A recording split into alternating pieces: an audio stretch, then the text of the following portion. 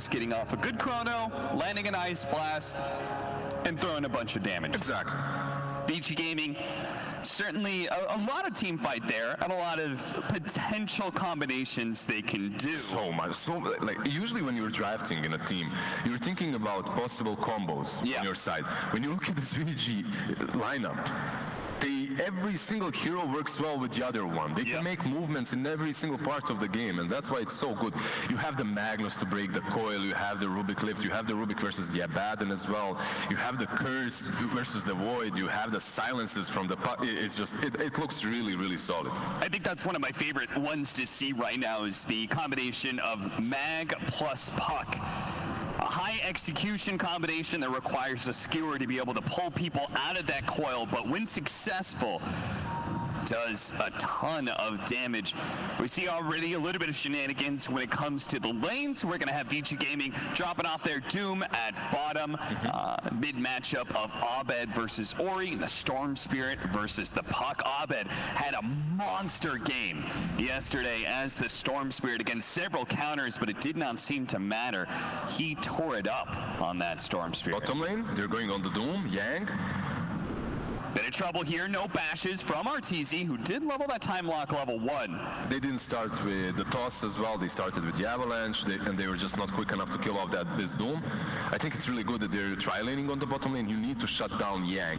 If he manages to find that Frost Armor, though, you can bring 4 heroes here, and it won't be enough. And you can't really, like, it's hard to beat Magnus with any kind of melee hero because of the free damage he gets off the Empower, right? So it's... And there's Rubik as well on the top lane. Well, yeah. I think this is the lanes that we could have expected. I think we expected Puck to go mid. Nothing really out of the ordinary, and we shouldn't see way too many rotations early on. Perhaps from the Tiny towards that mid lane, but that's about it.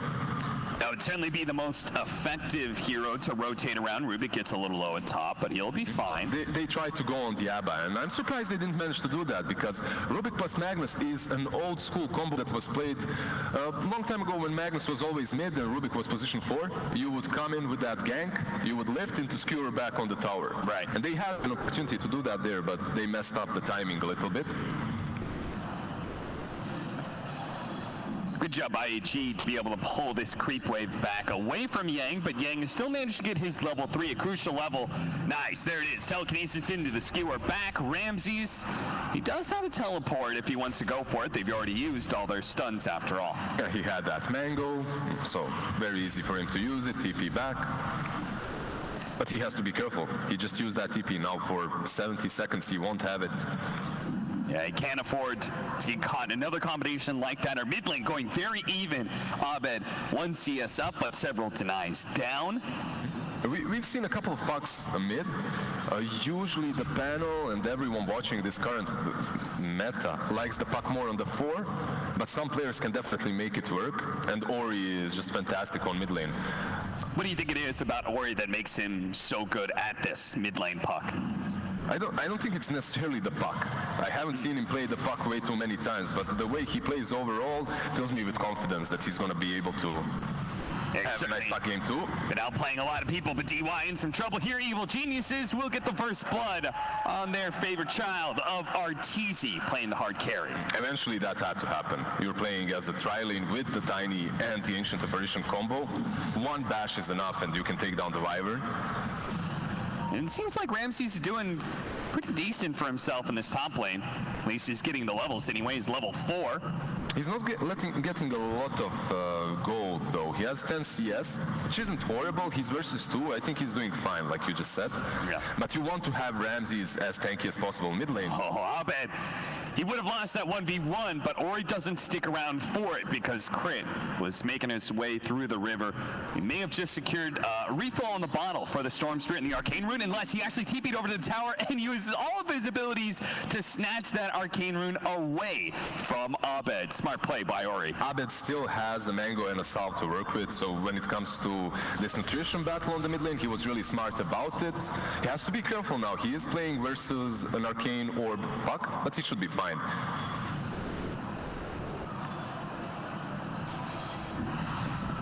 Oh, he managed to get the Harpy there for Yang.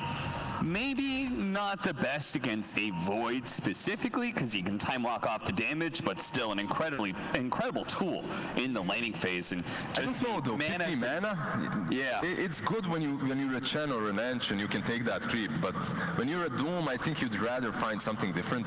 I'd rather even have the movement speed. And Aura, just so you don't spend some of your mana, you can always have Scorched Earth or Devour. Abed, about that time for a Storm Spirit. Oh, well, it wasn't the time to die, About that time to die to the neutrals? I guess so. I don't think so. Unfortunate. But he was just trying to get his level 6 from the neutrals and not get against that puck anymore. I mean, he didn't get that level 6, so we'll see what he does as he revives. I always respect Storm in the current state of the game because you can create a lot of space and be the playmaker. Also, you scale really well. Versus these heroes on the side of VG Gaming, you will need that gap closing ability in your Ball Lightning, just to get on top of the Wyvern the way Yang did it in that last match. Level of Infernal Blade, that's because they do have Ori coming over with the coil. They quickly kill Arteezy, and now that they've slowed down Fly as well, they should be able to chase him down. Fly turns around, tries to get some damage out of Yang before he falls. On the top lane, they're chasing Ramses. Skewered forward, the Aphotic Shield will hold for now. It breaks, but they're running out of damage. They need to be able to get another hit from Eurus, but Ramses rather, got a little stuck in the trees there. I thought they might actually even swap lanes now and send EG.Abed on the bottom lane, but they do not do that. Void went back towards bottom. He's level 4 versus a Doom that's halfway to his level 6. I don't think this is a great lane for Arteezy any longer, but if you continue bashing, it is. Crit. I think he was trying to maybe get a toss on a PYW into the tower, but not able to get into that right position. A win for VG Gaming on both the side lanes leads them now to a net worth lead. Also, the mid lane went fairly well for them with that puck rotation. He's also higher net worth by 500 than the Storm, so it's looking scary for EG. They still need a couple of levels on their heroes, and then they can start making plays. Most importantly, I think that you need to give this AA a way to get his 6, because if you notice the way Arteezy played Void in the last couple of matches, he always rotates as soon as he gets that chrono, and he tries to make a couple of kills early on, so that Abed isn't the one that has to be rotating. He can just scale much better. Right. We'll see what he does when he does get that level 6. Who's going to be targeting? Is there someone specifically that you would like to see shut down with the Chronosphere rotation? I guess killing the Magnus would be optimal for them, but he's really beefy. It's difficult. Also, there's always a possible Winter Wyvern reaction, so you have to be careful about that. I think this isn't an easy Void game. I think... No. Puck, however. Okay, Chronosphere into the mid lane to be able to bring down Ori. Certainly a squishier hero, to be sure. DY was almost there with the counterplay, but now he may be a secondary kill as the magic damage of the Storm Spirit is just enough. They do have the toss, but Arteezy is taking damage from this Doom. Now that they have the Scorched Earth, it's going to be even easier to bring him down. Crit. Unable to do anything there. He tried to go for a deny, but... he was lucky that Eurus missed the shockwave there, so he wasn't able to catch up. They went on the puck, I think. Well, this is the answer to your question. Puck is the squishiest one. You take him down fairly easily. The one most affected by that kind of AoE lockdown. And now allows the Storm Spirit to close that net worth gap between the two, but it is still Magnus getting farther and farther ahead. At least AA, we see Fly here on the bottom lane just farming away, getting creeps, getting experience most importantly. That's why the way Arteezy plays is really significant for EG at the moment. They always have these position 5s that really can utilize that big power spike of level 6.